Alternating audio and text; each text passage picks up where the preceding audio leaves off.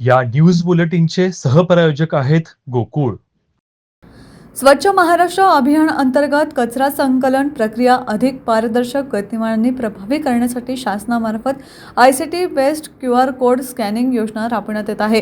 गेल्या 2 वर्षांपासून सुरू असलेल्या या योजनेची अंमलबजावणी कोल्हापूर महानगरपालिकेत मोठ्या प्रमाणावर करण्यात आली असून महानगरपालिकेच्या कार्यक्षेत्रातील एकूण 1,68,000 मालमत्तांपैकी आज अखेर 1,52,000 मालमत्तांवर QR कोड स्कॅनर बसवण्यात आले आहेत.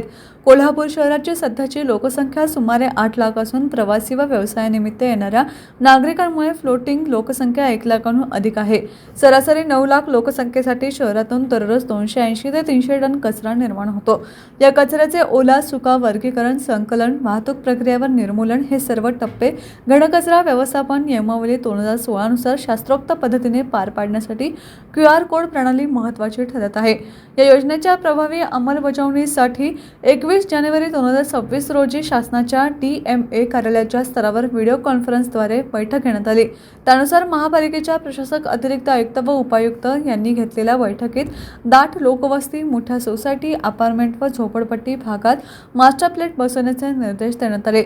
यामध्ये आतापर्यंत प्रस्तावित 400 मास्टर प्लेटची माहिती घेऊन उर्वरित तात्काळ बसवणे तसेच नव्याने किमान 100 मास्टर प्लेट बसवण्याचे आदेश देण्यात आले. तसेच कचरा संकलनाबाबत दिवसातून 4 वेळा अहवाल सादर करणे, स्वतंत्र कंट्रोल रूमद्वारे मॉनिटरिंग करणे, आरोग्य निरीक्षकांमार्फत प्रत्यक्ष कामकाजावर नियंत्रण ठेवणे आणि QR कोड स्कॅनिंगमध्ये पारदर्शकता राखण्याच्या स्पष्ट सूचना देण्यात आल्या आहेत.